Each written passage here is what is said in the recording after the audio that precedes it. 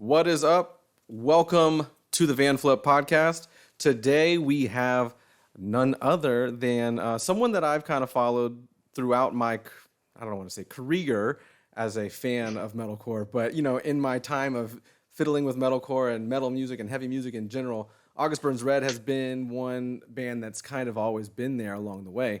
So today I'm lucky enough to have JB Brubaker, lead guitarist of August Burns Red. So welcome to the show, man. Hi, thank you for having me. I'm excited to be on. Yes, and we're doing this kind of to support, obviously you guys have a 10-year anniversary coming out of Leveler. Leveler came out on Solid State in 2011, and you're doing, you're re-releasing that one. You re-recorded the album, correct?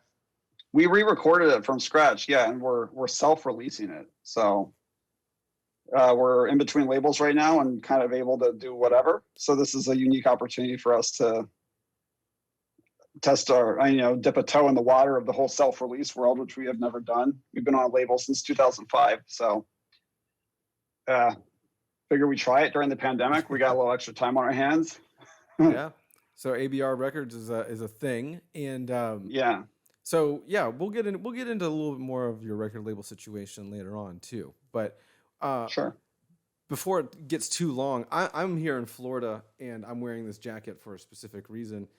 In celebration of, Leveler, the Leveler situation, I figured it's time to take this thing off because it is hot. It's like 90-something degrees in here. I figure I would dust out the 13-year-old or whatever, 10-year-old. It's 10-year anniversary. Dude, I'm impressed that you still have that. Right? Honestly, like it didn't get bumped out of the collection yet. It always made the cut. But yeah, so I'm sitting here in my Leveler V-neck from Warped Tour, I think. Yeah. Warped Tours, yeah. We were very cool back then making V-neck shirts. Very hip with the Yeah, I got a lot of chest hair now, trend. so it's definitely draws more attention. Luckily this microphone is here. But yeah, I haven't worn this shirt in quite some time, man. I'm actually surprised I found it. I'm honored that you kept it, honestly. Thank you. Very kind of you. No, you're more than welcome, Jamie. It's cool to get you guys on the podcast originally. I mean, originally we, I think, scheduled something with you guys in Orlando when shows were still going on, but we couldn't make that, unfortunately. But it's cool that we also are getting together now. Even more cooler that you have, actual stuff going on. So you guys did a thing for Thrillseeker during the pandemic too, as well. Yeah. And that was different in the aspect of this was like the only time that you could kind of get Jake on those tracks, like on a compact disc or something, right? I think you only released the CD of it or something. We did it we did an LP. Okay. But yeah, it's the only, and we released Thrillseeker live. It's on streaming services and stuff, on Spotify and all those. So yeah, if you wanted to hear Jake on Thrillseeker, he joined the band after that record came out. This was like our opportunity to showcase his voice on those songs, although it is in a live environment. So, it's a little rougher than you would expect from a studio release, but it's still, I think it's still cool for the diehard fans who wanted to hear something like that. Yeah. I mean, it's always been very interesting. Cause again, like I said earlier on, as a fan, I want to say like you guys came up right at the same time, or in the same class that I was finding that like vein of music, So Thrillseeker was, kind of big for me at early in my, like I said, journey through this heavy music system. Messengers was also a big part of that. But yeah, I always wondered like how Jake felt about singing those songs, because some of those were like classics for you guys for a long period of time. Yeah. And I always wondered what it would be like to have Jake on some of the songs that you normally wouldn't hear live. You know what I mean? Yeah, well, that was definitely the goal. I think it was something where he felt honored to do those songs that weren't his. He didn't write those lyrics; they were written by Josh McManus, who was the vocalist on that record. But it was kind of cool too, because on that live stream and live recording, Josh McManus did a guest spot with us on the song Consumer. So not that Jake needed Josh to like pass him the torch or anything, but it was fun to collaborate in that way with with Josh McManus, who we haven't, we haven't stayed close with him, but we're still in the same area, and he has followed the band since he left it. And I think it was fun for him to be involved with something years after the fact. Oh yeah. So I mean, it's kind of fun. And I'm sure it's been, I don't want to poke fun or anything, but I'm sure it's been fun for him to kind of watch the band that he maybe could have been a part in later on. Just, you guys went from like small town to touring the world. So it's like, I'm sure in your little part of Pennsylvania, Lancaster, right? Lancaster, yeah. Lancaster, Pennsylvania. I'm sure you're kind of like big dudes walking around town sometimes. I'm sure a lot of people do know about the band, especially because you do like your holiday, holiday stuff and everything. Yeah, I mean, it's not like we're getting stopped on the streets regularly or anything, but I think a lot of people who know about this kind of music, if you know about this kind of music, you're familiar with our band at this point. And our drummer, Matt Greiner, is from a huge family. He has like 8 siblings.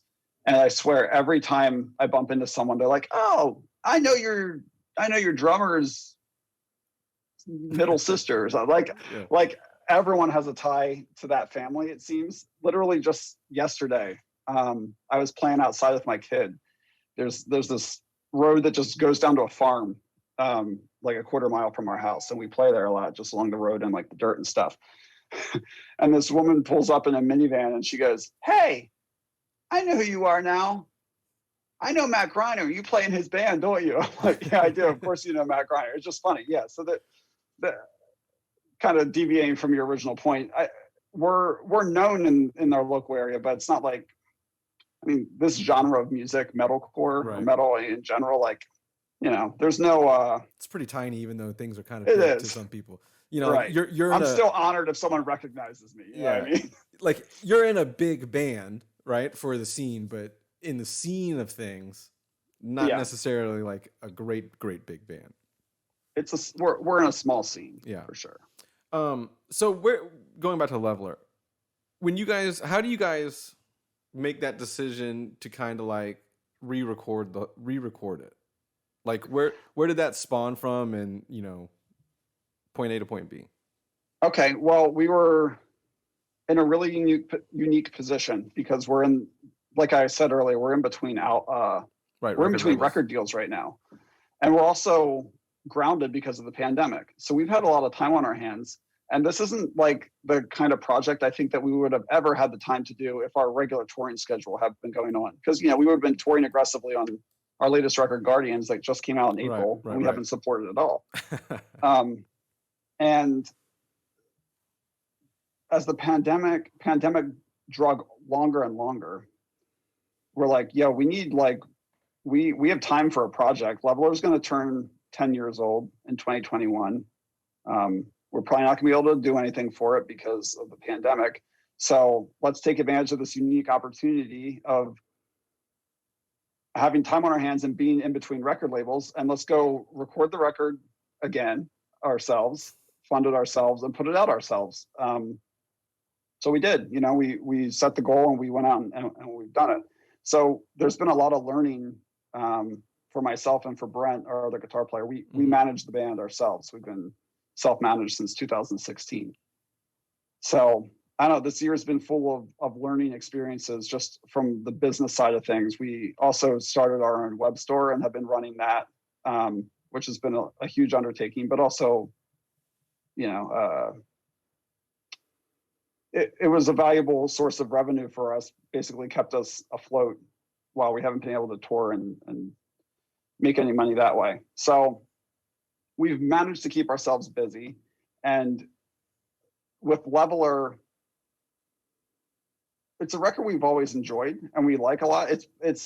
But it's also been a record that we've listened back to and thought, this record's cool, but like, it's not our favorite recording anymore. Like, it sounded dated now. Mm-hmm. Okay. And we thought, okay, we have all this time. Let's give this thing a facelift. Let's really dig into these songs and approach them the way we would approach writing music now, and kind of put a modern August Burns Red spin on them. And that's what we did. So we went in with Carson Slovak and Grant McFarlane, our longtime producers, and Right.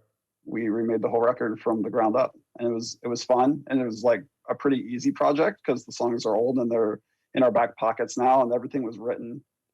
We just rewrote a bunch of guitar solos and added a bunch of guitar or pads and bells and whistles and Churched him up a little bit.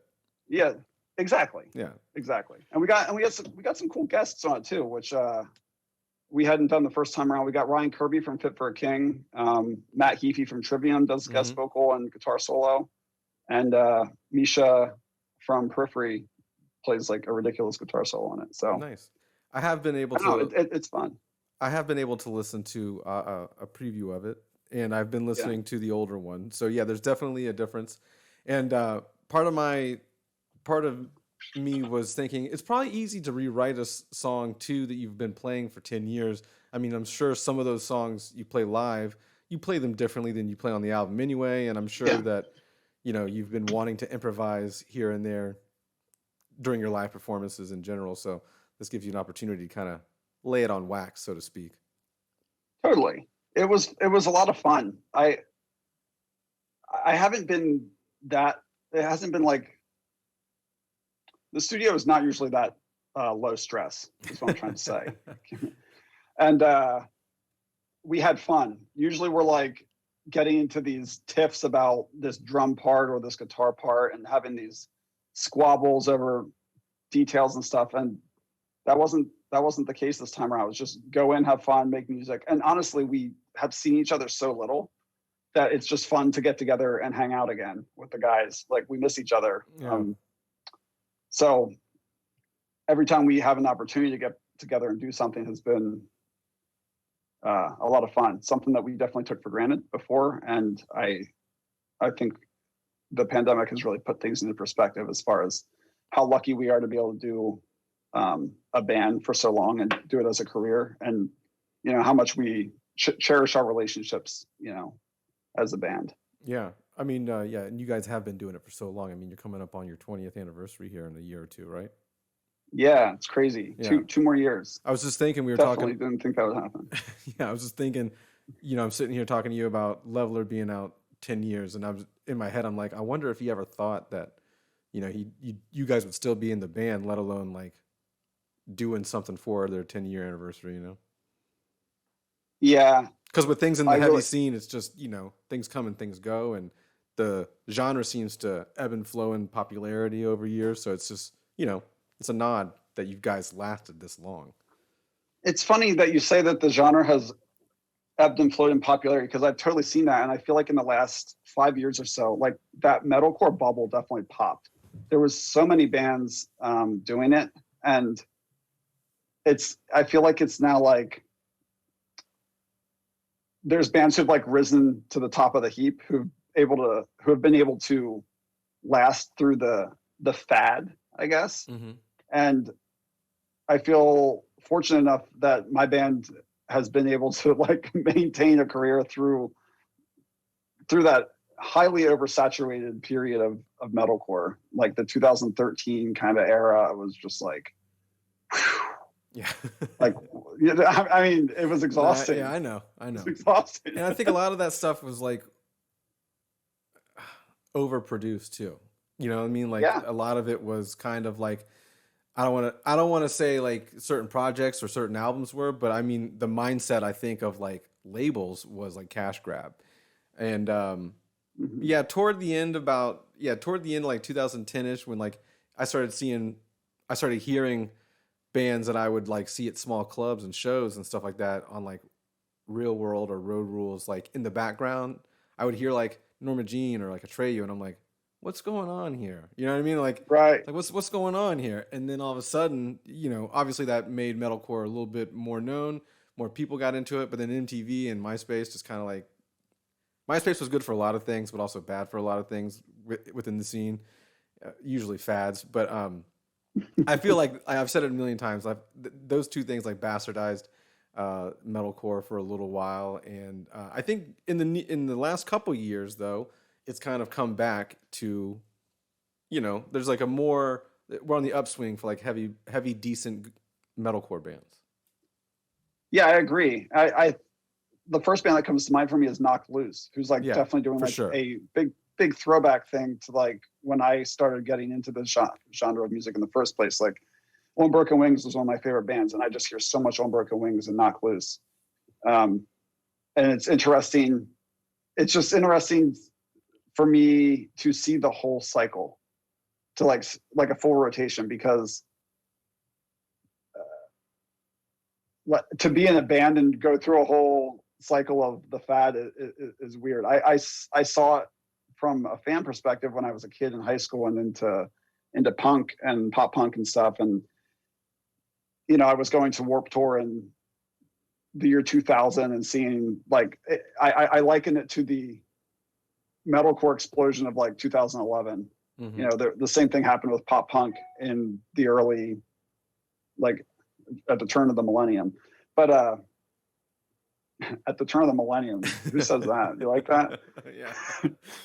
Don't age yourself, JB. Right. It's too late. But yeah, I think it's cool to see like a new wave beginning for metalcore, or whatever you want to call it. I mean, that word was taboo for a long time, but I guess it's going to become cool again. It's just yeah. It's one of those things like bell bottoms were cool for a short period of time. 30 years goes by, everyone's wearing bell bottoms again. You know. Yeah. So it's one of those dealios.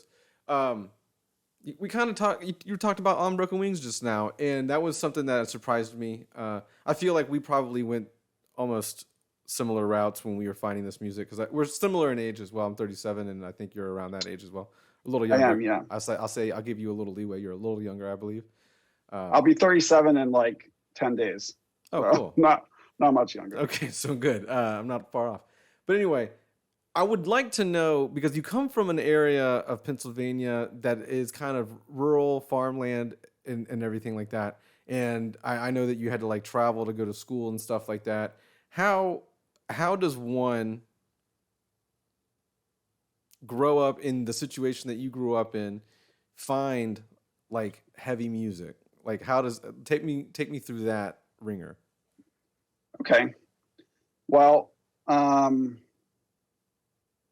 guess it is unusual because of the area. And I grew up in a really conservative Christian household, and I had an older sister who was into some cool alt rock bands. I had a couple older sisters who were into some cool bands like Green Day and Third Eye Blind and Weezer and Nirvana and stuff like that. So I didn't care about music at all until probably like 8th grade. I started getting into it. I was all about sports. That's all I cared about. I just wanted to play sports and talk about sports, and music was just whatever. And then I got really into the Offspring, and they opened up a whole world for me of punk rock. You know, I used to buy records and look at the album thanks and see what other bands were thanked, and then, you know, go check out bands that way. And then, you know, we had Napster come out, and it became really easy to sample bands and download music. And I like how you said sample bands. That was good. Wink, yeah. wink. Yeah. Just get a little taste. Sample bands. But I'm gonna use that later. That is funny. And I was like, I was working at the local grocery store and spending all my money on CDs every week, like, and just broadening my collection of various bands, and started going to shows, which was weird at first. I remember having to tell my dad whenever I wanted to go to a show, like, I'd tell my mom, and she's like, well, you better tell your father. I'm not telling him. He's not going to be happy. I'm like, hey, Dad, I'm going to see the Bouncing Souls on Friday. Just want to let you know. He'd be like, oh, you're going to another concert? You know, it came from a place of judgment back then. It's funny now because, I mean, my parents are super supportive at this point. Well, that's also kind of have had our back. That's kind of cool, though, that you say that, because I mean, like, a lot of people probably have this perception of growing up in a religious household or a Christian household or spiritual household, whatever you want to call it, and having the freedom to not only, because these shows probably weren't like in your town, you had to travel for some of these shows, so like to have the freedom to go do such was also very cool of your parents as well, on top of supporting your band, obviously. But Sure. Now, my parents were really cool in that way with regards to, like, I never had a curfew. They didn't care when I came home, and I didn't abuse it. I was a good kid. I didn't underage drink or anything. Like, I guess they just trusted me. And I had 4 older sisters who kind of paved the way. Oh, that's always a plus. That's always a plus. Which was, yeah, I owe a lot to them with regards to that. But yeah, I had to travel to Philly for a lot of shows. I was the oldest. I'm sorry, go ahead. I'm sorry. I was the oldest, so I never got any of the leeway. Oh yeah, you were the paver. Yeah, I was the one. I was the one getting the hard knocks. But anyway, continue. Sorry. No, you're good. Yeah, I went to Philly a lot for shows, for a lot of the bigger stuff. But we had a venue that actually just closed down this past year. Our local club was called the Chameleon Club in Lancaster, Pennsylvania, and we got a lot of shows there. I saw a lot of cool bands there over the years, like H2O. Saves the Day, Newfound Glory, etc. Many bands. But then, my friends and I we'd go to Philly and see a lot of shows at like the Trocadero and the TLA and places like that. And then we'd even go to like Allentown, which is, in the northeast part of the state. And there's a venue there called Croc Rock that would get a bunch of shows and stuff.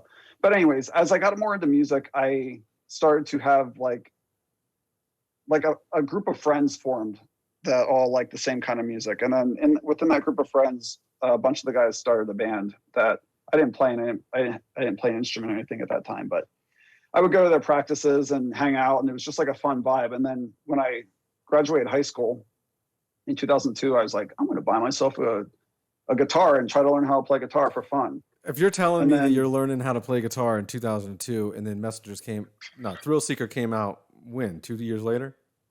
2005. Okay, so 2.5, 3 years later, between 2005 and 2000. Geez Louise. Yeah, all right, continue. Sorry. That's just blowing my own mind. Fine. Sorry. I got a late start for sure, but I don't know. I feel like I'm like a little bit like ADHD in that when I get into something, I'm just like hyper focused. Yeah. Yes. And I was at college, and I was way more into hardcore and doing ABR than I was into doing class. And I went to my classes and was doing fine, but it was not my priority. A buddy of mine in the Lancaster hardcore scene and I started a little events company called Tangent Events, mixing up with Tandem Management, which is the management umbrella Brent and I work under. We did a little promotion thing called Tangent Events, where we would book bands like, I don't know, Combat Kid and Evergreen Terrace and Bury Your Dead and stuff like that, and put them on at our local American Legion Hall. And then we'd have August Burns Red open. And it was like our opportunity to network and play shows for more than 30 people, Yeah. And it got me in with Ash Avildsen who owns Sumerian, but he was singing for that band Reflux at the time. Oh, good Lord. I didn't realize that. I know. Oh, really? I didn't know. I forgot that he was in that band. I only know Reflux because I can remember seeing Tosin. Right. And then he became like Animals as Leaders. But I remember like when I saw Animals as Leaders, I was like, wait a minute, dude. I remember that dude from this other wild ass band that I saw. Like I only saw them once play here in Jacksonville, but it was with I think Evergreen Terrace. But he always stood out because it was like he was such an amazing guitar player and everything. But I didn't realize Ash was part of that group. Yeah, it's crazy what those guys went on to do. Yeah. Like there's a lot of talent that came out of Reflux, but ABR, I got in with Ash, who was running a booking company called EE Booking, and he would throw me shows a lot, which was fun. And then they would crash at our house or whatever after shows and stuff, and we just became buds with them. And then we were actually supposed to tour with Reflux back in 2006, but our singer quit and we were forced to cancel that tour, unfortunately. But I don't know. So through all of that, getting into the hardcore scene and everything, and ABR like really focusing our time and energy into learning to play together, learning to play, period. We were all really green at our instruments. We eventually did some like DIY touring that I booked myself. That was pretty pathetic in summer 2004. But you know, it took us as far as Baton Rouge and down into Florida and stuff. It was like 17 days with a band called My Bitter End from Poughkeepsie, New York. I don't know if you remember that band. Very familiar with them. Yeah, and Albert React, another Eulogy band. I feel like I loved Eulogy Records, dude. There was so many bands I liked on that label. You keep referring to a lot of them. And I mean, because I'm located in Jacksonville, Evergreen Terrace is here in Jacksonville. So Evergreen, I mean, I know those guys now, but like, it's crazy that they were just my local band that got me really into the hardcore and metalcore. And it just so happens that they were also a band that became, you know, more than just a local band and, signed with major labels after Eulogy and stuff. But that being said, Eulogy bands always were running through town because Evergreen was here. And so, On Broken Wings was definitely a big band for me as well. Shattered Realm. God, I'm blanking on all the other bands that were on them at the time. But what was Mean Pete from? Oh, Remembering Never until the end. What was this hardcore band? Until the end. I can't think of it right now. What's that? Until the End. Until the End. Loved Until the End. Yeah, I loved all the beatdown shit, dude. I was so into just like that's what ABR wanted to be when we started out. We couldn't play anything else anyways. So I will say it's kind of easier to, on the guitar front, it probably is easier to play. But no, it was interesting that you referred to, because I heard you on the 100 Words podcast bring up Until the End. And, I had Pete on the show, and since then we've kind of stayed, friendly over the internet and whatnot. But he's a cool dude. And it's just crazy that you guys listed all those bands that are like so not August Burns Red style, you know what I mean? We couldn't play anything else at the time, dude. Yeah, I get. It's crazy. It is crazy that you only had like 2.5 years worth of guitar experience, and then you guys were like recording Thrillseeker. I'm just blown away by that, and I'm blown away I'm blown away that you guys, because the bulk of you, for the most part, have been the same band from the beginning. From the beginning, you got a new bass player at some point, and you also, you swapped you swapped out bass players in 2000 and whatever. 2006. We've been the same lineup since. And since Jake entered the band. And it's just been crazy that where was I going with this now that I'm blanking out? But that you guys met, and you guys are all like kind of like decent musicians. Like Matt is a crazy drummer, you know what I mean? And like Jake is like an epic vocalist. He's like, one of the best heavy vocalists that I can think of right now, and I've loved listening to him the entire time. So it's crazy that you guys are from a smaller area of the world, in that you all kind of like met in general. Sure.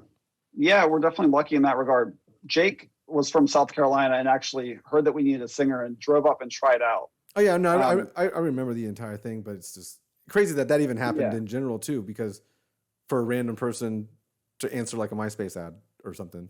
Right. And that's a whole other story that I don't need to get into. Jake's tryout with the band, but we'll get into it with him one day. Maybe. Yeah, I'll let you steer.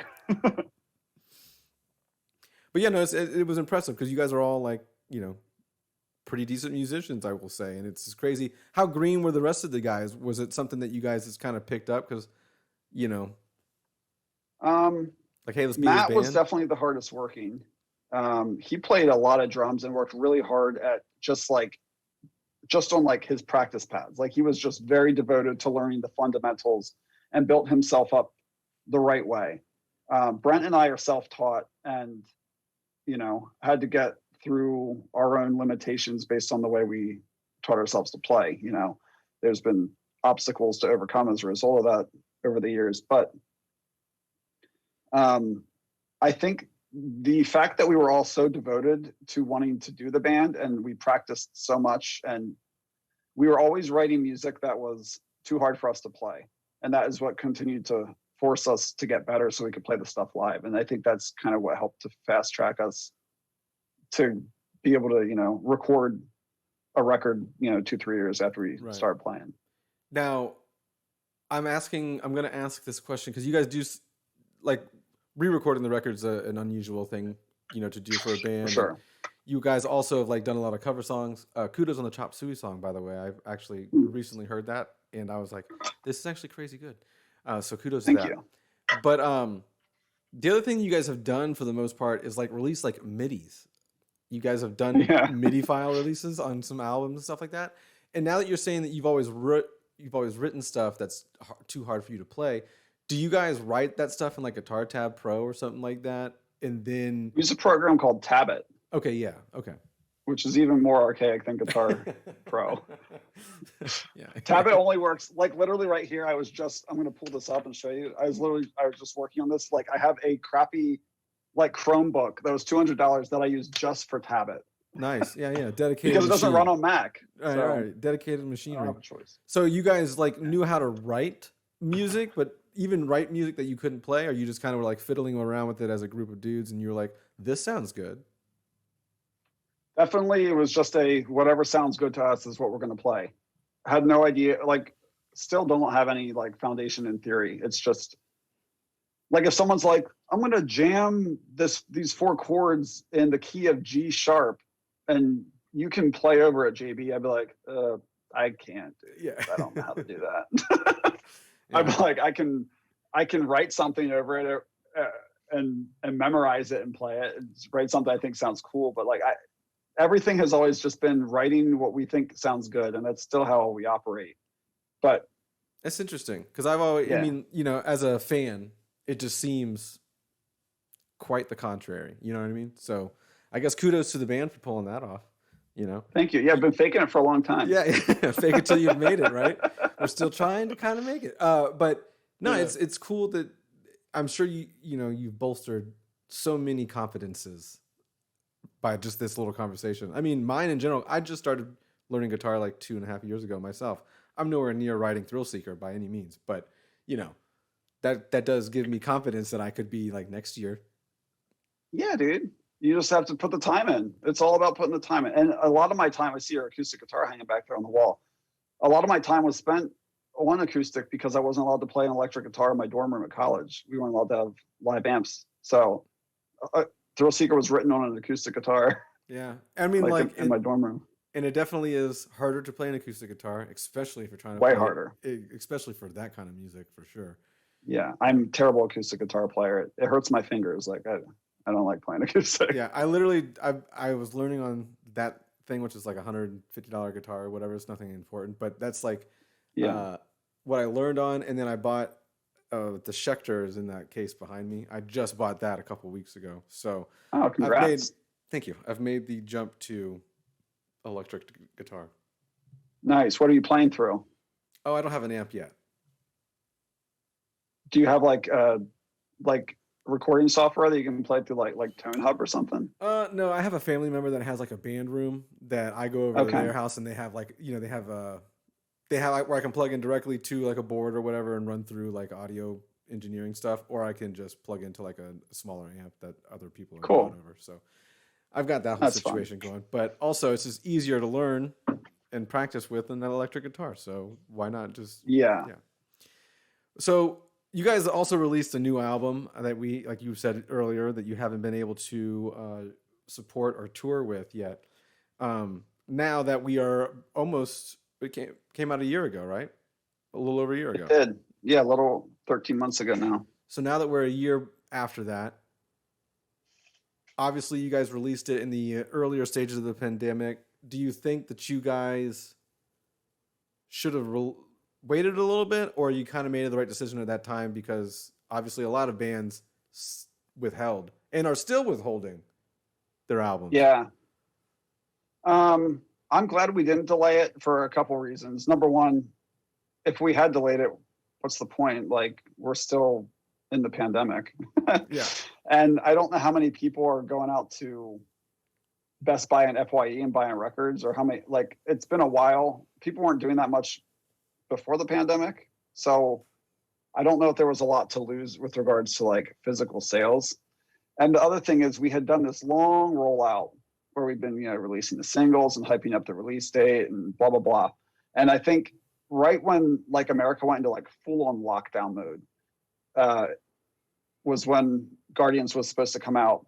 And it would have been such a bummer. Like that was such a dark time to begin with. And I feel like anyone who was looking forward to that record coming out, we're like, oh, sorry guys, we're going to delay it until you can go to FYE and buy it. Like it would have been such a bummer for fans who were looking forward to it. Right. So we dropped it when we were planning to release it. And, you know, maybe it sounds scanned less than it could have if we had waited a few months, but like at this point, like, does it really matter? Like, I don't know. I care less and less about sound scans as more and more time passes. Right. And yeah, because streams are such a giant bulk of like how people ingest your music in general these days. Because like, you know, a lot of people don't necessarily get physical copy or physical media. So it's definitely like, yeah, I do remember it coming out and thinking like, wow, it is good. To me as a fan, it was like, it's cool that they've released it because obviously it had been like a handful of years since Phantom Anthem, right? Was the one previously. That's right. And then, so it had been like a couple of years. So it was cool that we had a new album to listen to. Not only that, it was new music within a fresh pandemic. So, you know, right. But you also did like a live stream. No, that was the Thrillseeker live stream. Did you? We did a Christmas Burns Red live stream as well after which we played some stuff off of Guardians. It's like the first time, aside from 2 shows we played with Killswitch before we had to return home.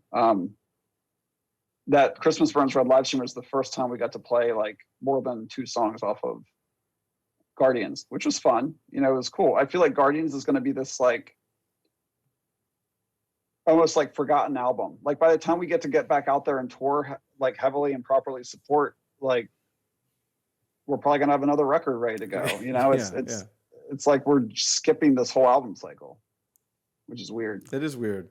It's weird. I mean, you know, because albums have come out that, and I also feared that as a fan too, not just with your band, but just other bands, like bands that released albums during this time, like we won't be able to see that live as often because there won't be enough time. And, you know, the band still goes on and carries its duties. I'm sure like, you know, by the end of the next year, you'll have some kind of ideas for a new record in general. So, you know. Yeah. I mean, the creative process doesn't stop just because the touring stopped, you know? And I don't know. We've always been a band to try to put a record out every 2 years or so. And man, by the time we're back and able to tour regularly and the way we want to be, it might be 2 years from when Guardians came out. So, yeah, I mean, we'll see.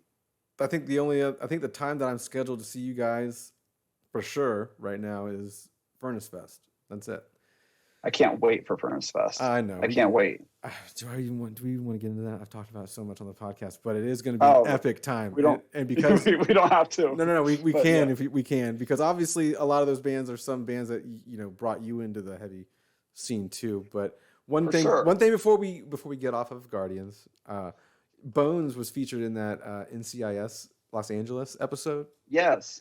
Was that your favorite show? Yeah, I DVR it all the time, and I just noticed it. I was like, no, but I've never seen the show. But anyway, I hadn't either.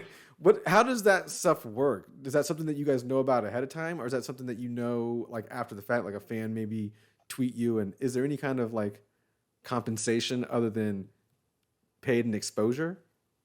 It's funny you say that because I said, dude, I would have done this spot for free, like just for the exposure, because no one's playing August Burns Red music on network television. Like it is it's a big spot for us. But no, we got hit up by someone from Concord Publishing. Concord owns Fearless Records, and they handle the publishing for all of our Fearless Records stuff. And they said, hey, we have an opportunity for your song to be used in NCIS Los Angeles. It's a super short turnaround. They want it for this episode that's coming out in like 2 weeks. And like, just let us know if you have your approval. Here's the fee that you'll be paid. Basically, we get a flat rate for the song to be used in that episode forever. Like they never have to pay us again. Like they have the rights to use it there forever. And we're like, cool, yeah, let's do it. Great. And then I saw the episode. They did honestly give like a breakdown of what the scenes would be like.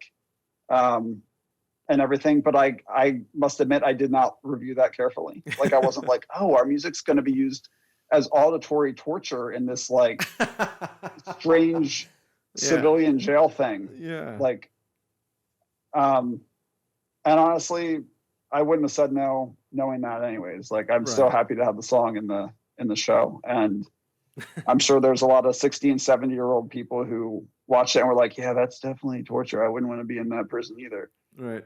With that music blasting. Yeah. That's kind of crazy. Yeah, so Furnace Fest. Yeah, you were too young to even attend the first couple, right? You were like me. We just, that was like, I didn't. Yep. That was right when we started getting really into this whole thing. I mean, here's what I knew about Furnace Fest beforehand. Furnace Fest was where Josh Scoggin announced that he was leaving Norma Jean. Like that was like the legend of Furnace Fest for me coming up. When was the last one? 20 in 03? The year 2000? 02, 03? 02, 03. Okay. Right. I was still in high school and I definitely wasn't traveling to Alabama for hardcore shows back then. But there's a lot of those bands that were really important to me, like Poison the Well, huge band for me, like really important band for bridging the gap for me between like sing scream music into like full blown metal kind of music. Do you know what I mean? Of course. Like I'd say Evergreen and Poison the Well were like the big bridge bands for me to get into more extreme music. And I've only ever seen Poison the Well once. I saw them on the You Come Before You tour at the Chameleon Club in Lancaster many, many years ago, probably 2003 or something. And I don't think ABR plays on the same day as Poison the Well at Furnace Fest, which bums me out because we're only going to be there for one day. Oh, wow. Okay, bummer. Which stinks. I know it is a bummer. But Mia Thought You is playing on our day, which I'm really happy about because they're like a top 5 all-time band for me. Are you on I've seen them Saturday? so many times, but Friday, Saturday, Sunday? I think we're Sunday. We're on Sunday. That's cool. I was trying to think. Yeah. Because you're one of the big bands, right? You're one of the headliners for the day. I don't think we're a headliner, but we're playing. we're probably towards the end, but I don't think we're. I think Killswitch was like the. That's what I didn't want to. I knew day. they were headlining, and I wanted to. I was gonna be like, "Are you playing the same day with Killswitch?" But then I was thinking like, you guys could probably play, headline also, but. No, we're definitely supposed to be on the same day as Killswitch. I have a feeling there's going to be some shuffling of who's playing on what day as touring around the fall shakes out, because things are still very up in the air. But I could be wrong. I can't speak for other bands, and I'm sure a lot of bands are playing that as almost like a reunion, one-off kind of thing. Sure, yeah, for sure, 100%. I think because some bands are getting like the blood. Yes. It's a fun one. That's crazy. I love those dudes. Yeah. How was it, because you just mentioned Scroggin, how was it being a fan of Norma Jean and then being on the label with him? It was great. He's one of my favorite dudes to tour with, honestly. I love that dude. He's so fun to talk to. I actually listened to the Lambgoat podcast with him. That's one of my favorites. I just love hearing him talk. He's a cool dude. And, we did a bunch of Warped tours with him. ABR toured with the Chariot back in 2006. We took 68 out in 2017 on the Messengers 10-year tour. I don't know. He's just one of my favorite people. Such a positive dude. Yeah, and such a creative, like, I'm going to do things my way kind of guy. He does not care about the rules. For sure. And he is like, I say this all the time in my circle of friends and people when I meet people in general, we're talking about this particular subject. He is like hands down like your ideal front man too. Like he is he gives it his all. It's, you know what I mean? Like he knows what the crowd wants. He knows what the crowd needs. He knows how to like act like that. His showmanship is on point. Yes. And not only that, but he's a crazy dude too, and it's great. It's great. The Chariot is one of my favorite bands from that time period. That Norma Jean album he's on is it's like a pillar. It's a classic. It's a classic. Yeah, etched in gold. And no disrespect to any other Norma Jean album that came out afterwards, but that's just like that's a relic that will be in a museum, for the metalcore genre, that is so big. But yeah, Absolutely. we had speaking of Solid State, and I know you guys kind of had a little split with them a couple years ago, around 2012. We had Zao on the podcast not too long ago, and they had a thing about, they were kind of like deviating from their Christian lyrics or whatnot, and that they had to kind of like not be truthful with the label as far as like their lyrical content or what it meant. And I was curious as to if you guys had ever, within your relationship with them, with the label, if that was something did you ever have to deal with that? And is that something that maybe caused the split with you guys when you left them? Here's what happened with Solid State and us. No, we definitely never had any like creative or like religious headbutting or anything. They were a great label for us. We just finished our deal, and we were at a point in our career where we wanted to move to something bigger, right? We wanted a more worldwide label. And Solid State was at the time tied with EMI, who was pulling the strings for the label. I mean, they were owned by a major at that point, and things were just different. And we did 5 full lengths with them and the Christmas album.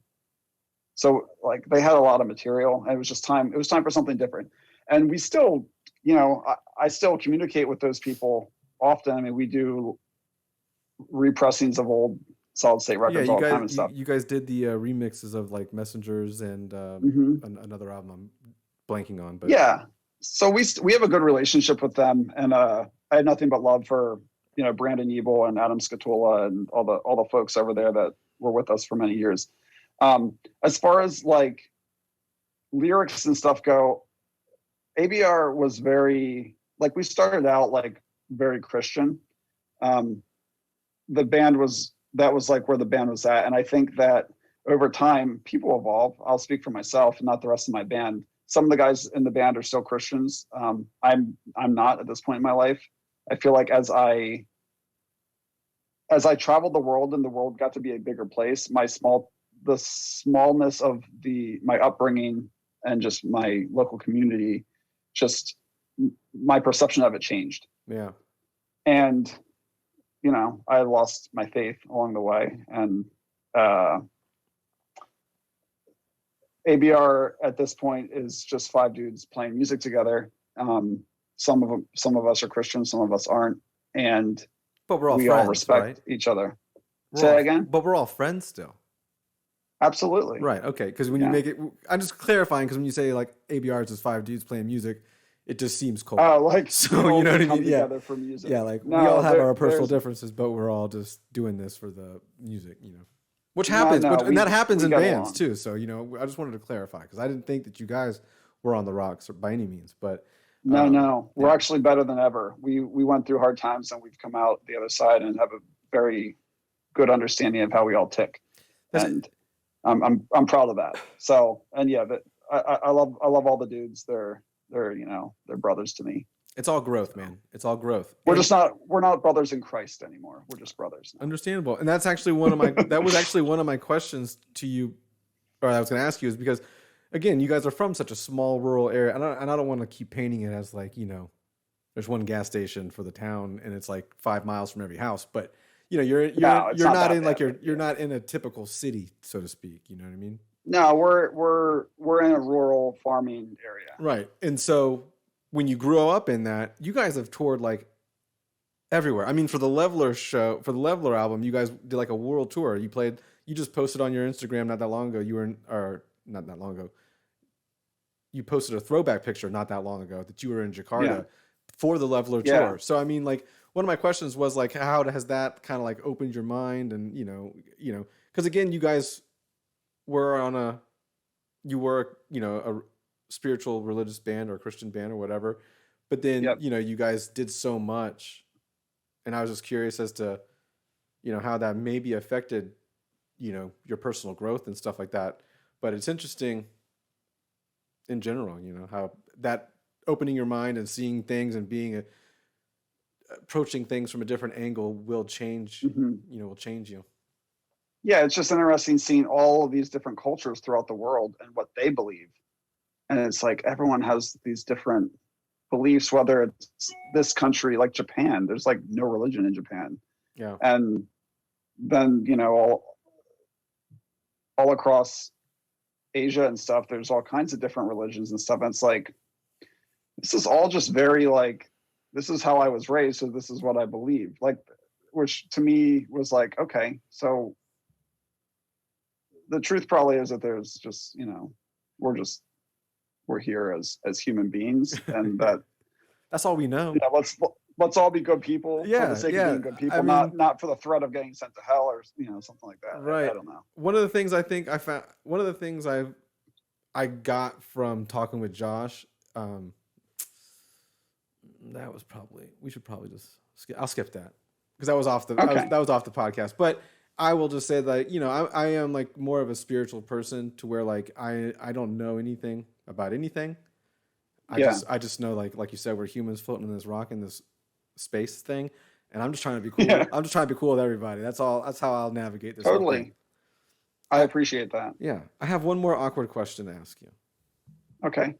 And you probably know, just because it's Lambgoat, as to you probably know where it's coming, what I'm about to probably touch on. You guys are kind of close with a band that has caught a lot of heat in the last couple of years. As I Lay Dying, obviously, is who I'm talking about. I guess, like, what is it that, like, people aren't seeing that are upset by Tim joining, back into the scene and playing music and stuff like that? Like, is there something that you guys know or because a lot of people do have a lot of opinions about him and his situation and such like that. So, of course. But you guys have seen, I mean, I don't want to keep saying you guys. Jake seems to be very tight with Tim. And I was just curious as to, is there something that maybe the mass public doesn't know about, everything? Yeah. Here's what I'll say about that.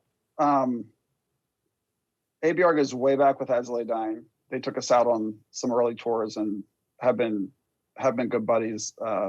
Nick Hippa, one of their guitar players, has been like a guitar hero of mine, really helpful teaching me. I mean, I was like a little kid brother, like bugging him on tour, like, hey, teach me how to play this, teach me how to play, like I was like that guy with him, and he's always been a cool dude to me, and I really like all those dudes. I've never had I've never been close with Tim, but even through the whole saga that Tim went through,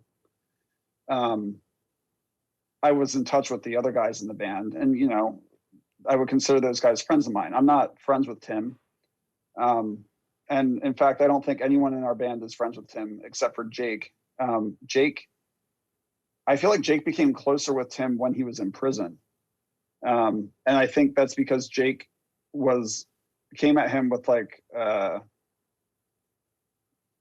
from a place of like compassion and forgiveness, whereas I personally couldn't do that right for him. But Jake has always been, I guess, that guy. I don't know how many people know this, but he runs a nonprofit called Heart Support that is basically a community where people can come to try to find healing through trauma and things that they've gone through, and it's a place of no judgment and blah blah blah. It's supposed to be a very positive thing. Is that the mental health thing that he had kind of recently posted about with his gym?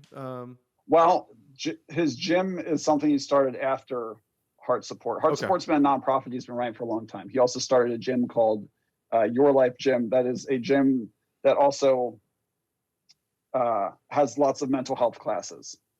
So it's supposed to be, health for your mind and your body. Yeah, which is cool. Yeah, it's a really interesting business model. But anyways, so Jake, I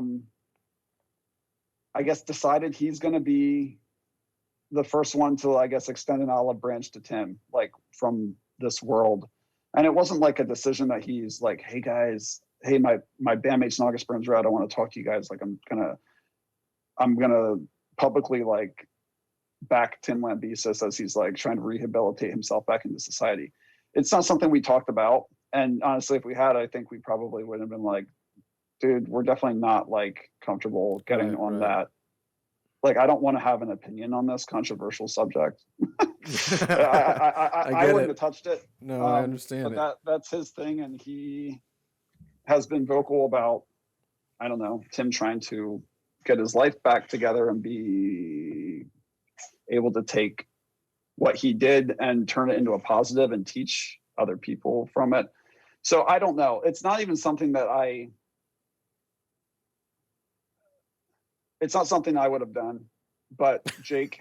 Oh, okay. I'm sorry. I know what you're referring to now. You wouldn't have done what Jake did. Yeah, I got you. I was like, obviously, yes. Okay. Sorry, my mind is going. You know, I'm quick with it. You're and fine. I was just like, that's hilarious. Why would you say that? Duh. Get it. Right. So I don't think it's like, this isn't an August Burns Red thing. This is a Jake Lors thing. Yeah. No, I mean, that relationship. It feels like that too from the outside as well. So it's not like I was thinking that you guys were all like having family dinners or anything like that. But I was just curious as to like, is there something, because, you know, it divides a lot of people. That's all. So of course. And I see the conflict of it. And I liken it to, it's not the same at all, but like, there's a lot of people who have committed crimes and have entered back into society. And even on the public level, I look at someone like Michael Vick, who was, you know, abusing dogs, and it's very different than trying to kill your wife. I understand that, but you know, Michael Vick is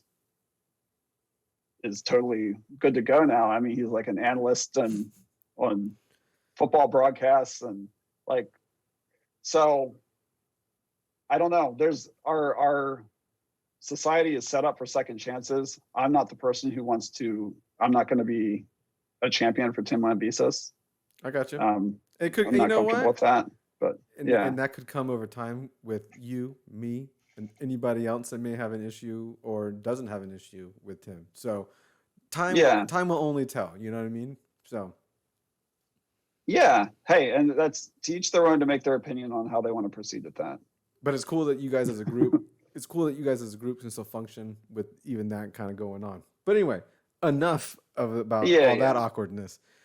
You seem like one of the funnier dudes in the entire band. So we'll just change the subject altogether, right? Let's talk about something fun. Yeah, you seem like you're one of the jokesters in the band.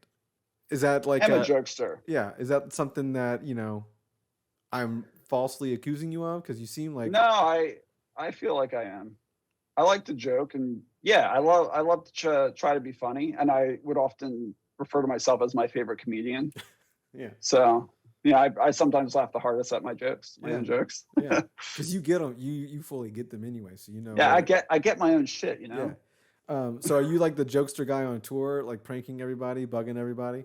Oh, I don't. I mean, bugging, yes, but not everybody. I bug Jake a lot. He's like kind of my target often, especially when we're traveling internationally, like at airports and stuff. I don't know why. There's just something about being in an airport that just makes me want to like pester Jake like an annoying little kid. Yeah. We don't prank at this point. I mean, there's maybe like very minor things. Like our merch guy and I have. I'm not going to get into the backstory, but we like will hide like something that we've been passing back and forth for many years. Like I actually had a reminder in my phone for last April that was like, hide that thing in Kip's bunk. Like I wanted to do it on a certain day on tour because this isn't even a good story because I'm not getting into the details because I'm honestly not comfortable revealing them. Right. But you know, it's a little inside joke thing that we do. We pass this little token of love between each other, and I wanted to. We pass a token. Yeah. We'll keep it at that. Yeah. But I don't know. Yeah, we're not like pranksters on tour. We hang out a lot, and you know, but it's like the tour prank thing kind of went away when we were of the age where pranks were more fun. Yeah, right. I guess we're calmer now. Yeah, I get you. So what's it like touring with the guys? Are you guys bringing like wives on tour with you and stuff, or because you're obviously not schlumping it in a, you know, a 16-person van anymore with a trailer on the Right. hitch. You got accommodations these days for the most part. But like, do you have the ability to kind of like, you know, have guests, maybe family members come on the tour with you for periods of time, or because like you said, it's a different time in your life. Yeah, we have people ride from time to time, usually for like 3 nights, maybe. Like my wife might come out for a couple nights. Or we have like some friends that ride along sometimes. But it's also a little bit tricky because the bus is full. Like we don't have room for anyone else. I was gonna say, do you So guys, whoever has the guest, do they get the back room, makeshift back room as like a? exactly. Is that I what mean, happens? that's what I would do. Because Oh. I mean, some of the guys will just share a bunk with their lady, but Tight like quarters. that's not a good night's rest. It's tight, and I would much rather sleep in the back. I mean, my wife would rather me sleep in the back lounge as well. Like we will both sleep better and have a better day the next day Right. if we're both able to sleep. But you know, our crew is like family to us as well. We've had a lot of the same guys for a really long time now. Our tour manager, his name is Josh. He was my roommate in college and my best friend in high school, and he's been TMing us literally for our entire career. So he's been with us forever. Our merch guy was one of our best friends from high school. We've had the same guitar tech since 2010. I don't know, like our crew's like my best friends, and it's like our camp is like our touring party is not something that people like. I feel like it's like intimidating to come into if you don't know us. Like if we had to like have a new drum tech who just had to come in and like, because we have been together for so long and there's so much history and so many inside jokes and blah blah blah, like it's like I feel like it would be like it would suck. It would suck. Yeah, it would suck to join our camp if you're not already in. The inside joke thing alone, like, you know what I mean? Like if you guys have been like together, because like again, like we've talked about 2006, the core hasn't changed since then. The amount of inside jokes and stuff like that you guys probably have would just be annoying to try to even figure out as a new member. And it would be very annoying. Does Jake ever get annoyed with you pestering him? Because I do feel like yes, yeah, because he sometimes visibly looks like it on some of the videos or posts or whatever. But I know that only sometimes I know that drives you. I know that probably drives you. That's what you're looking for. You know what I mean? Oh, I love to get the reaction. Yeah, and it's so mean because it's at his expense. But it's also like it's funny. So, you know, sometimes you gotta put someone down to get a laugh out of everyone else. R.I.P. Jake. It's all in good fun though, brother. No, I love Jake though. And yeah, he knows I'm teasing. And that whole like, hey guys, it's Jake bit I do is like the one where you clown that and clown it on him for the gym. It's great. I love it. Yeah. He's an easy target, so it's not fair, but he I don't know. We're like it's part of his persona, though. You know what I mean? Like it's part of his like online shtick. He has to be that kind of character to do some of the things that he, you know, works with. Right. So he's not obviously that guy with you. So when you can kind of jank on him a little bit for that kind of stuff. Totally. And I know when to stop if things are going too far or if he's not in the mood. Like I won't push his buttons. Like I wait for my opportunities. I might even use it to try to cheer him up, honestly, if he's having a bad day or something. So, it's all in good fun. You got the Phillies hat on. I got to admit. Yes. Not a fan. No worries. Yeah. You're a Marlins guy? No. A Braves guy. I was a Braves guy. I was a Rays. I am a Rays guy. Rays? Yeah. So how about that? I don't necessarily like Rays are cool. They are, but you know, Philly beat us in the World Series the first time we went, so that was like a long 2005. I also didn't like that episode in Always Sunny, but you know, it is what it is. But hey, we had a couple good years. My team's had a couple good years. So I feel like the Rays are way more relevant than the Phillies are right now, and have been for a little while now. I think this last decade has been like that, probably. Yeah, it's been solid. Yeah. They have a really cool. This is gonna be really boring for a lot of your listeners. We've made it like an hour in, so if you're still listening, we're gonna probably talk sports for a little bit. We're gonna talk about what we want to talk about now. Yeah, go ahead. Yeah. I was gonna say, I think the Rays, the way they manage their organization is very cutting edge and interesting and modern. Like the way they treat their pitchers, and they do like openers instead of a starter. Like just their handling of their pitching is very modern and like new wave. and it seems to be working. Like you seldom see a Rays pitcher go more than 5 innings, like a starter. Yeah, and as a baseball fan and someone who actually understands the pitching and Rays and stuff like that in general, Yeah. do you take Snell out of that game in the World Series? No. You don't? At that point, I do not.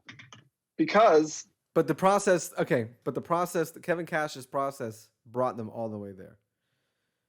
I know, so, but you're also like, what are you saving the bullets for at this point? I don't know. That's what I think. I've tried to think about it from every different angle because I don't want to be upset at Kevin Cash. I don't want to be upset at Zach. But, Zach did. That was right after Zach gave up. I mean, he was on point the entire time until like that batter before him and the probably the two before. Things can change very quickly. Yeah. And a pitcher can get off the rails quick too. It's almost like as soon as that momentum is broken, the wheels can come right off. And the offense wasn't necessarily there. And that was kind of late, fifth, sixth inning at that point. So, it was interesting. Yeah. That was a great series though in general. Yes, absolutely great series. The pandemic was good for baseball, I think.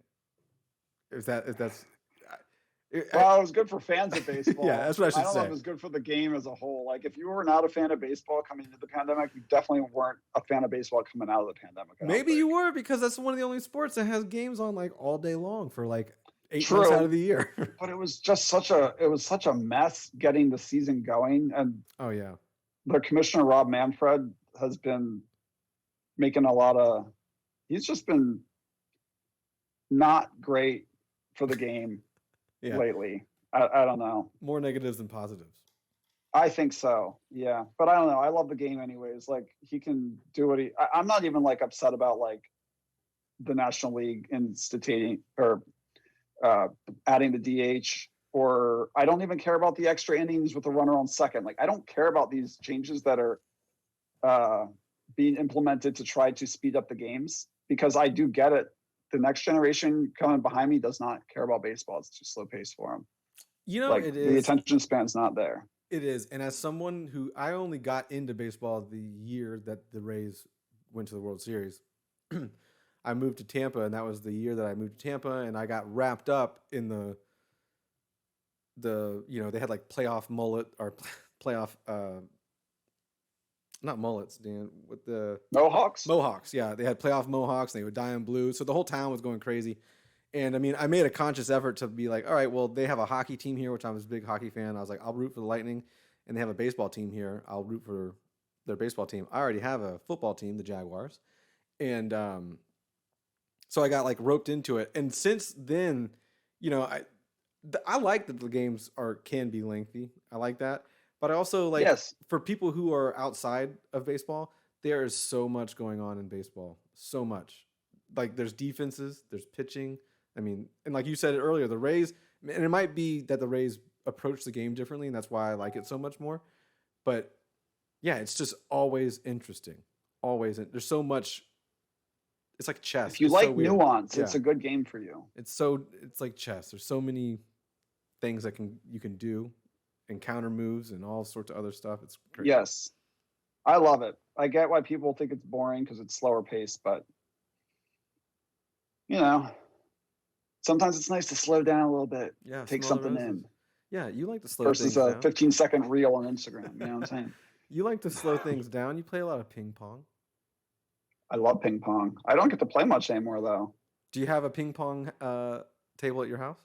I do, but it's been just sitting. It's not set up. It's in my garage, just rotting. I haven't played since I moved into the house I'm living in right now. So I picture you just like Forrest Gumping it on the wall by yourself. By myself. No, I don't. I played a lot more when I was younger. My dad and I used to play all the time. And I still love to play. I'll play when I visit my parents. We'll go play a few games, and like every like family gathering, we play doubles and stuff. But ping pong is kind of like riding a bike too. Like you pick it right back up where you left off. How good are you on the scale of 1 to 10? 10 being like a professional. Yeah, like 10 being like, Olympic ping pong guy. Yeah, I'd say I'm like a 5. Okay. I'm confident that I will beat any single person who wants to play me, like any layman, like no problem. Like I'll beat whoever, but I'm definitely like nowhere near people who take ping pong seriously. You know how some people play dice like on Warped Tour and stuff, like how they'll Yeah. gamble for dice. Are you guys on Warped Tour? Like, are you hustling dudes at ping pong? You know what? I didn't see a lot of ping pong on Warped Tour, and if That could have been your thing. That could have been the thing, man. yeah, if there was, I would have definitely been playing a lot. My buddy Josh Woodard from the band A Day to Remember brought a ping pong table out in 2010 when we were on tour with them, and we played a lot of ping pong. Josh is a really good player, and that was fun. But there was a guy from Croc Rock in Allentown, the pizza chef from like their in-house pizza parlor, who was really good at ping pong. And every time we'd come through Croc Rock, I'd always have my paddle on me and would challenge him. And I only beat him a couple times. He was really good. Just this big, fat pizza maker who was just really totally not a layman, huh? Wasn't a layman. He was not a layman. Yeah. No, he was like another like five out of 10. Nice. Yeah, it may even been a 6 because you only bested him a couple times. I've beat him before though, and I don't think I could beat a 6. Oh well, that's good. You have your limits, JB. Yeah. So will the Eagles ever win a Super Bowl in your lifetime? Win again? Will they win a Super Bowl in your lifetime? They already have. Okay. They just did. Yeah. What the fuck? Okay. Yeah, I'm sorry. Win another Super Bowl in your lifetime. Oh, win another one. These are questions Alex has sent me to ask. Will the Philadelphia Eagles win another Super Bowl in your lifetime? Yeah. Unless I die young, man. I could die young. I don't know. But I think so. I don't know when they'll do it. I don't think they're close right now. But life is a long time. If I'm going to live another 40 years, which I feel is fair, I think I can make it to 77. I'd like to think the Eagles can win another Super Bowl in the next 40 years. And if they do, I was just saying to my wife last night, we were talking about, I got invited to play in this fantasy football league that I'm really excited to be in, like an invite only kind of thing. I'm big into fantasy football. And my wife goes, okay, so on a scale of 1 to 10, like how big of a deal was this to you? I'm like, well, we need to calibrate the scale. And she's like, okay, so like, what's a 10 for you? I'm like, Eagles winning the Super Bowl. And she's like, you're not going to say like going to the Grammys was a 10. I'm like, nah, it was like an 8. Like the Eagles winning the Super Bowl is definitely like a cooler experience for me. I'm being dead serious. Like, well, no, yeah, because like going to the Grammys isn't like that's not something you're like in 2004, man. The goal is to get to the red carpet on the Grammys, bros. Let's shoot for the Grammys. Right. That's just something that happened later on in the situation. You're like, oh, that's cool. Right. But you weren't thinking about it. Yeah. So I don't even know where I was going with this, but Eagles. Like the Eagles winning the Super Bowl was one of the moments of my life. Like that was one of the best nights of my entire life. I had so much fun.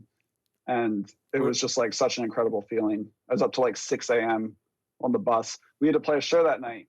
We were in Austin, Texas. And what tour were we on? We were on the Messengers tour, Messengers 10-year anniversary tour. And we were really lucky. The green room that day was like a detached apartment just off the side of the venue. And we had like a nice big apartment that we had like a Super Bowl party in, and got to watch the entire game. And right when it ended was when our changeover started to take the set.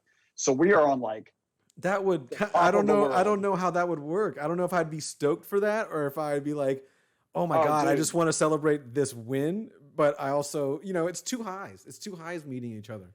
Well, it was so fun though, because we were just so pumped. And I remember just taking the stage and we had this,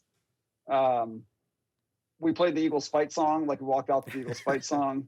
And how many people in Texas knew what was going on though? Like, we're conscious. Everyone had to have known it was Super Bowl Sunday, I think.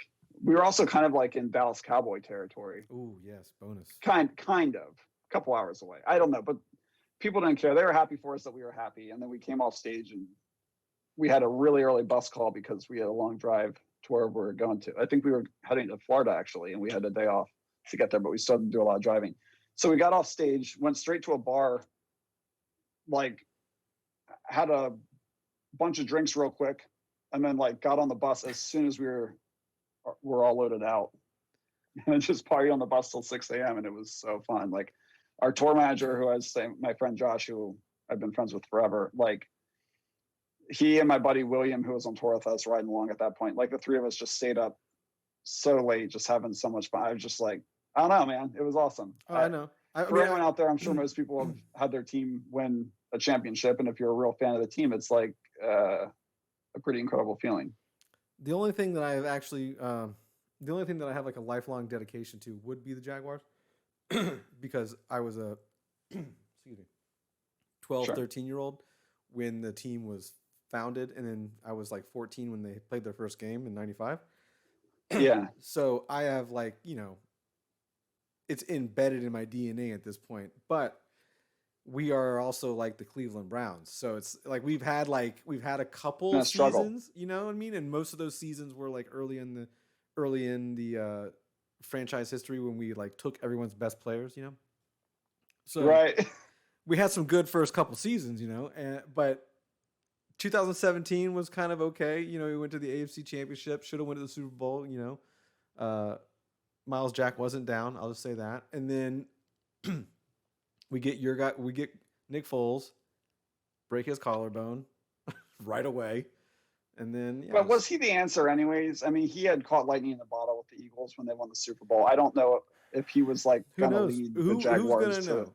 Who's gonna know, JB? I know that he broke his collarbone on like a beautiful touchdown pass that was like it was lovely. He was good at dropping deep balls, right? Yeah.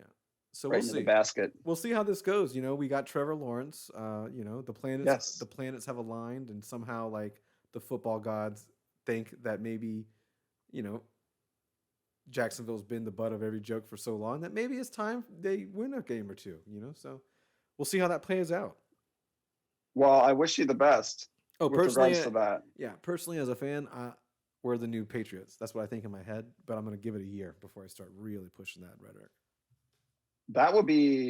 That's lofty. Right? The dynasty in New England crumbled, right? Because that obviously is gone now. Yeah. So someone's got to pick up the pieces, and why not Trevor Lawrence and Urban Meyer, right? True. Hey, it's the dawning of a new era. That's for sure. Tim Tebow, you're familiar with him? Yeah, of course. Yeah. I'm pretty sure he's going to be dressing out in the Jaguars uniform as a tight end this year. I saw that he tried out or worked out for the Jaguars recently. Came up in my fantasy football group chat. Been practicing with. Oh, he's practicing now. Yeah, it's changed a little bit now. He tried out weeks ago, and now he's been practicing. Now, isn't he getting a little bit old? He's 33. He's a little old. He's 33, and he hasn't been in the league in like 3 years, right? Or more years? More than that, because he's been playing minor league baseball for a couple of years and doing College Game Day on ESPN. I don't know. I mean, are you happy about that as a Jags fan? Because I feel like it's going to be a distraction. This is just a media spectacle. But the thing is, it doesn't even need. That's the problem. It doesn't even need to be a media spectacle because we have Trevor Lawrence, Urban Meyer, and then every other free agent that's came here since because of that. So like we don't necessarily need, and they've already sold out. I don't want to say sold out, but they've sold a large number of tickets thus far, and there's a large percentage of the fans that are new, like first time season ticket holders. So they've already eclipsed all that stuff. But I don't know, dude. I would hope that Urban just thinks maybe he still got it in the can, and they need tight ends. So who knows? I don't know. I don't know. Good luck. Yeah, it's going to be a distraction for sure. But I didn't want him here as a quarterback, even though I loved him at Florida. I'm a Florida fan. So. Oh, okay. Well, then you're probably happy to have him. Then this is fun for you I just don't want it not to work out because it's painted to not work out. You know what I mean? Like it's set up to just be a failure. He's too old, dude. I don't believe in him. I'm sorry to say, I don't believe in him. Gronk retired and came back and was good, but he's like 29. Yeah. Well, also he came back and joined like again the best quarterback to ever grace the game for the most part. Sure. That also stings to say that stuff though, but you have to give him. Oh, Tom Brady is the best. I mean, you're calling a spade, dude. Yeah. Whose idea was it for the August Burns Red beer? Was that a group decision, or one of you guys like beer more than the other? I don't know if it was an entire group.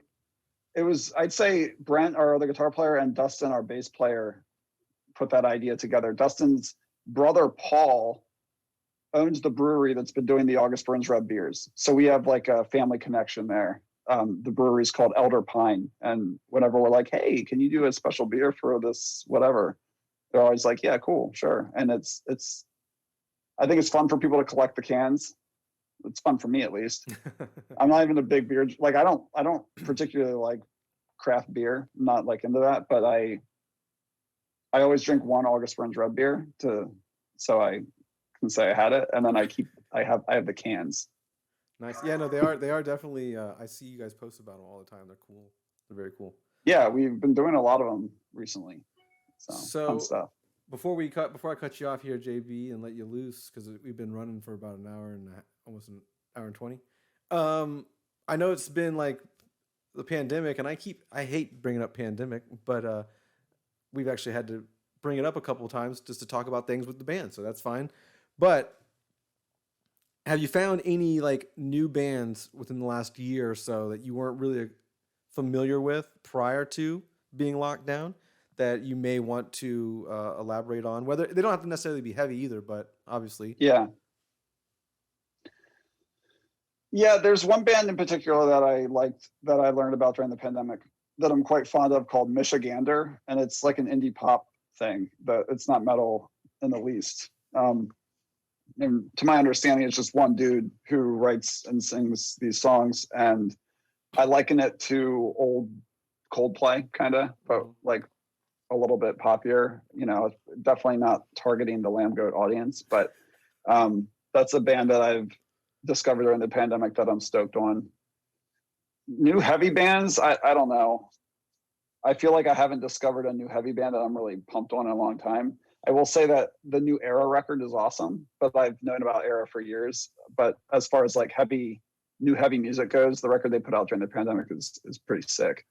So check that out if you're looking for a new like metal record. Yeah, we just had them on a couple episodes ago, actually.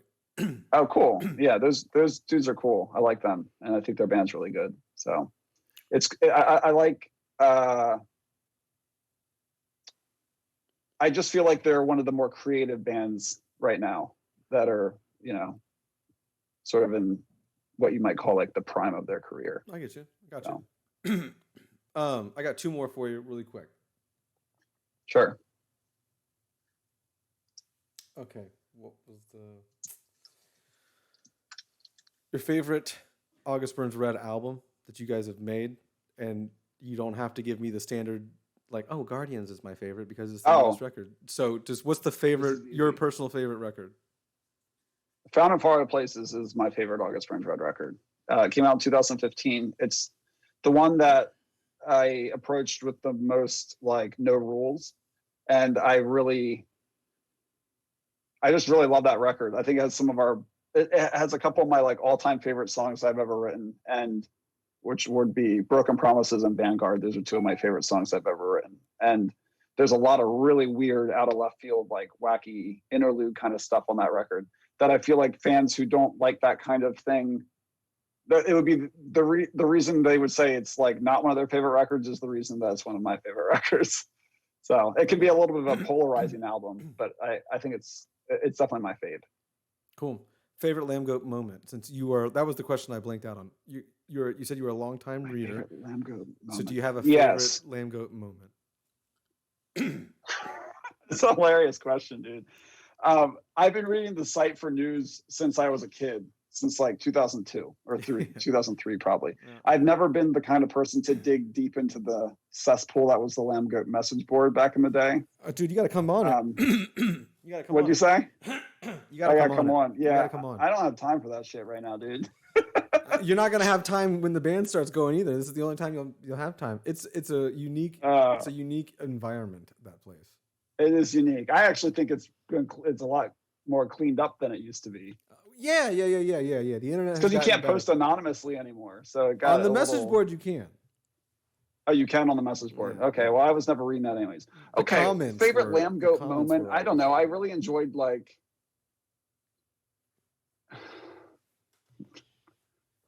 I feel like there was like a lot of great comments around Amir stuff back in the day. Shocking. Shocking, sure. Yeah. I don't know. Like everything is so toxic. Like just call like it my favorite feels mean. I don't know. Yeah. Do you know what I mean? Like, no, I mean like that, and then again, like you may like certain things because it's funny for a certain reason that may be offensive to somebody else. there's a lot of like really awful comments on August Burns' Red Post that are funny in retrospect. Do you guys enjoy reading those things? I mean, I know you've mentioned like that when you release new music, you know, like obviously, I guess on other platforms and other like, you know, YouTube and stuff like that, it's you're thinking of comments in one way. But when you were to see like posts on Lambgoat about the band, I would assume those comments are taken in differently.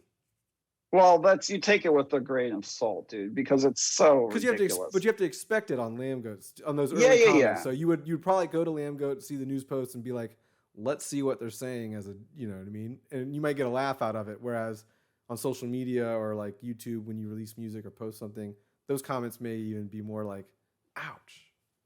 There's a comment that stuck with me on an August Burns Red Post from many, many years ago. And it's before my skin's a lot thicker now after seeing lots of opinions on what we do as a band. But it was something like, this band should go eat a barrel of smashed assholes or something like that. It's like, it's just something absurd. And, you know, I don't even think it stung at the time because it was just so absurd. But I don't know, like that's what I'm missing by not reading the message board, I suppose. Yeah, you're missing out. I don't know if it's still like that or not. It's like I said, the comments are gone because you have to do like a Facebook login thing right now. But yes, the message board is anonymous. I'm their number one fan. Obviously, they love me. They love me a lot, and so it is what it is. But Alex has one final thing he wants to ask you. Okay. When was the last time you were at Shady Maple? I went to Shady Maple the day of my sister Sarah's wedding because I was a groomsman, and my brother-in-law took us and the rest of the groomsmen there for a massive breakfast before the wedding. So that would have been maybe 2004.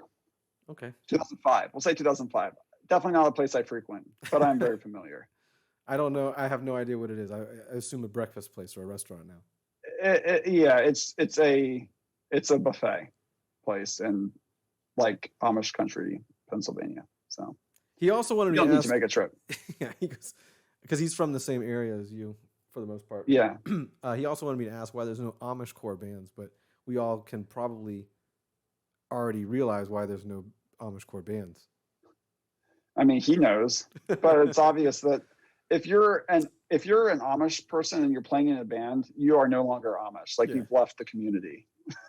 Can you even play? You can't have both. You can't play. Can you play acoustic music on the Amish? You could play acoustic, sure. I suppose you could do. Yes, I mean they have music, but I think they're playing, you know, your traditional church hymns and things of that nature. Exciting stuff. All right, JB. Well, it was wonderful. It's been 90 minutes. I feel like we should probably cut it here. And again, you guys have Leveler coming out May 21st, and this will come out the week before that. So definitely check that out. Yeah, and we're doing a live stream for Leveler on May 22nd at 8 o'clock Eastern. So go get your abrleveler.com for tickets. Yeah, you got the bundles. You got you doing vinyl pressings, merch. Yeah, all sorts of other stuff for it. So yeah, definitely go check it out. And JB, man, I look forward. Hopefully, I know I'm for sure going to see you guys at Solid State at Furnace Fest. Furnace Fest. And I'm trying to. Are you guys playing Blue Ridge? We are. Okay, yeah, we're trying to figure that out because Limp Bizkit's playing, and I'm not gonna miss. I'm missing Limp Bizkit. There you go. I'm missing them in the house, y'all. I'm missing them to go to Furnace Fest. But if I can weasel my way to see them at Blue Ridge, too, that'd be good. That would be fun. I won't feel like I missed out so much. But JB, it was great, man. I appreciate you taking the time to hang out with me today. And again, hopefully we get you back on and we can talk more comedy. I'd like that. Thanks for having me, Dave. It's been a pleasure. All right. See ya.